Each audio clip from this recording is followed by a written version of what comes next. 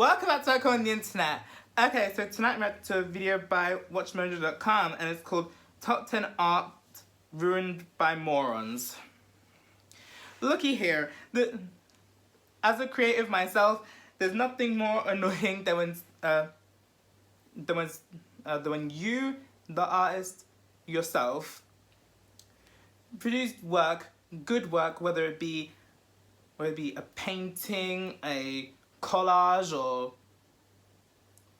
something along them lines, right? And then someone just comes along and just fucks it up. About times me fucking my own work, but that's not the point here. When somebody else does it, words can't express it enough. How much of a piss take it is.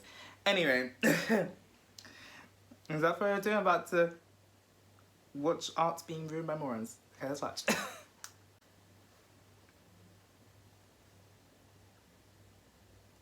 it's recording.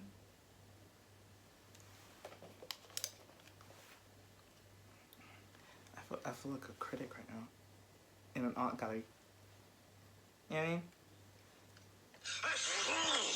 I mean? Welcome to Watch Mojo, and today we'll be counting down our picks for the top 10 works of art ruined by morons. It takes a lot of thought and a lot of experimentation on mock-ups before you can even come to touching the painting. Yeah. For this list, we'll be looking at priceless works of art and items of historical significance that were damaged or destroyed by vandalism, criminal activity, or mere carelessness. This means that, infamous as it is, the poorly restored Ecce Homo fresco doesn't count, as the elderly woman behind it, Cecilia Jimenez, had her heart in the right place and the priest's permission. Which act of vandalism do you think is the most unforgivable? Let us know in the comments. If you like what you're hearing, be sure to check out the full song at the link below. Number 10, Picasso's Le Rêve. An extremely famous Picasso from one of his most celebrated periods, 1932. We can understand the excitement. If you've done a course, whether it's an art course, a photography course, or a graphics course, illustration even, you're gonna hear about Picasso at some point. You know what I mean? That's all I have to say. I know about him because when I did photography in school, he did, was it lighting photography, and we had to do research on it. So selling an esteemed work of art, but we can't help but cringe after hearing stories like this. As the story goes, in 2006, American casino tycoon Steve Wynn had just agreed to sell Picasso's Le Rêve for a whopping $139 million, which would have made it the most expensive artwork ever sold. Upon showing it off to his friends, Wynn accidentally put his elbow clean through it. I can't believe I've done it. Oh no. One explanation given was that Wynn has retinitis pigmentosa, an eye disorder that in his case affects his peripheral vision. Whether you chalk it up to that or otherwise just general carelessness, it didn't stop Wynn from selling the restored version to the same buyer 7 years later for $155 million. How does that happen? Number 9, Rembrandt's The Night Watch. This famous Rembrandt is possibly his most recognizable artwork, considered by many to be his masterpiece. But apparently, looking at the painting on the wall. The Night Watch, as it's generally called, has been continually vandalized during its lifetime. Most impetuously back in 1715, when large sections were cropped so it would fit in a certain frame. To fit in between two doors. It didn't fit, so the movers took scissors and cut on all sides strips off. But it was attacked in the 20th century too. Notably in 1975 by Dutch teacher named Wilhelmus de Rijk. De Rijk was psychologically unstable, slashing the painting and claiming he had been bidden to do so by God. Hey! Don't bring credit to An this. escaped psychiatric patient threw acid at it. Luckily, the dedicated restoration efforts of many specialists have kept the painting safe. Pizza Hut's original stuffed crust pizza. Best stuff in the world! Possible. Now that's delivery.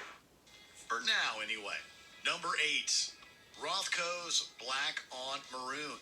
Either leave ink and leave more of Rothko's material intact, or you go slightly deeper and you forfeit a little bit of Rothko's pigment in order to get more ink out. Modern art is known to elicit a wide range of emotions in people. There are those who appreciate the deceptively complex works of people like Mark Rothko, and those who think large paintings of blocks of color are an affront to great artists of the past. In 2012, a painting from Rothko's Black on Maroon series that was on display in London's Tate Modern Gallery was vandalized by a man named Vladimir Umanets. It's almost like a physical attack. I mean, I was shocked. He wrote his name on the corner of the painting along with a message calling it a potential piece of yellowism, an obscure art movement. From philosophical or intellectual point of view, he is not guilty, from my point of view, because he did something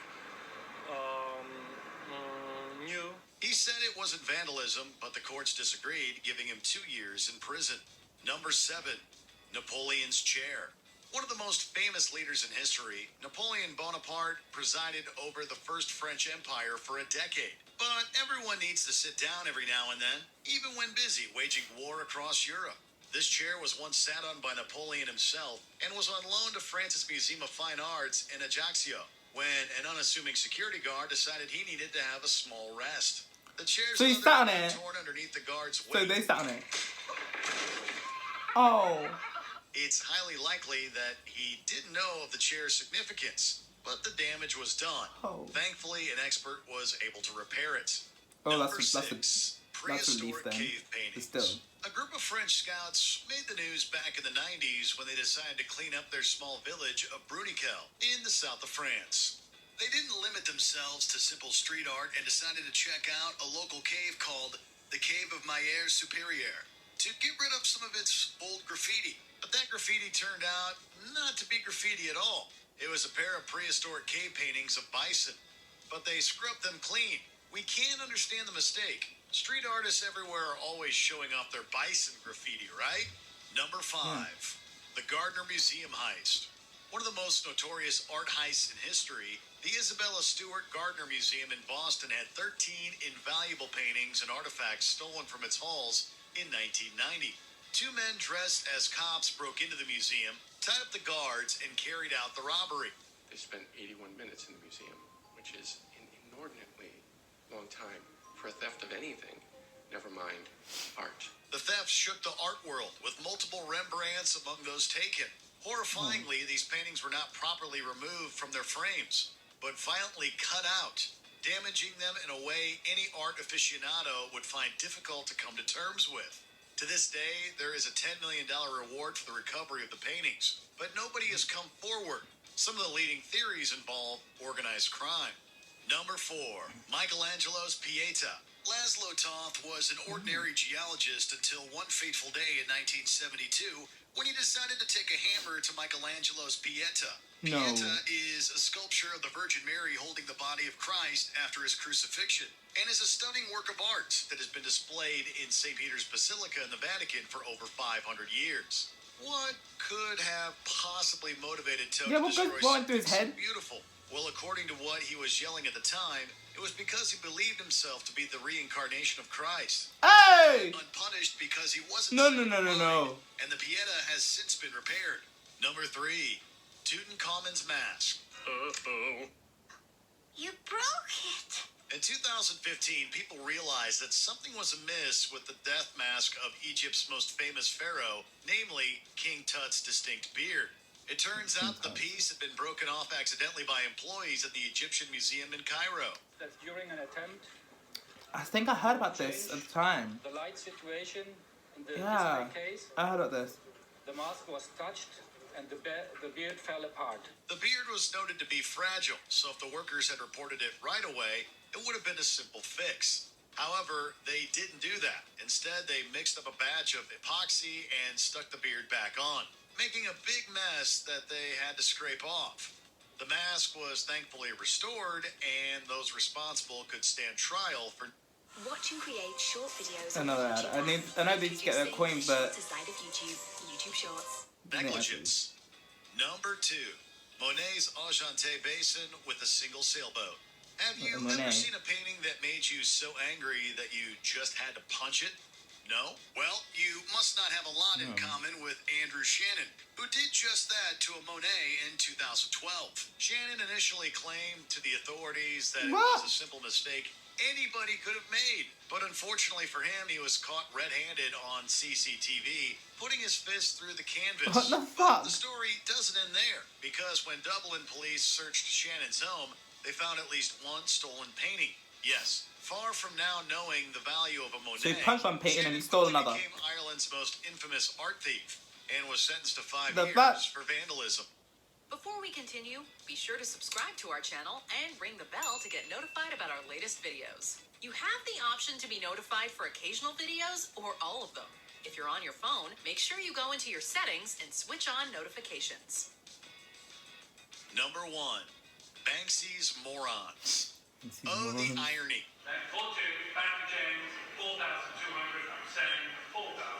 In 2006, Banksy revealed an artwork called Morons, which directly mocks the incredibly expensive auction of Vincent van Gogh's Sunflowers in 1987, and the people who pay millions of dollars for art. Then in 2021, Morons was purchased for $95,000 by some real-life morons who proceeded to burn it to a crisp. They then turned it into an NFT because of course they did, and began claiming that it was the future of art. By doing this, the value of the physical piece will then be Really? to the NFT, being the only way you can have this piece anymore. It was a move highly criticized both within and outside the art world, as is the practice of carving out other Banksy street art. Sadly, the NFT was then sold for upwards of $380,000, proving that sometimes moronic behavior really does pay. I can from a street know that shit. Do you agree with our The fuck? picks? Let us know in the comments. And hey, Okay. But still can't believe that the one that was caught on camera punching with his fist through the painting, punched the painting, and he had stolen another painting. What? Jesus Christ. This is... Like I say, you definitely can make money off art. Is the art's that good? That's what I have to say about that. Damn. I feel peak for artists who've had their work stolen, damaged in any way, shape or form. I feel bad because that's like damn. But speaking of art, I need to go to take one at some point. I might go in about a week or two, but I'm not too sure yet. Depends on how my bank account's looking. But yeah, this is an interesting video. That's all I gotta say about that. And these, like, if it were me, I think you know what the verdict would be. Electric chair. Okay, so that's it for this video. Like, subscribe if you want. I post if whenever I feel like it, and I'll see you next one. Bye.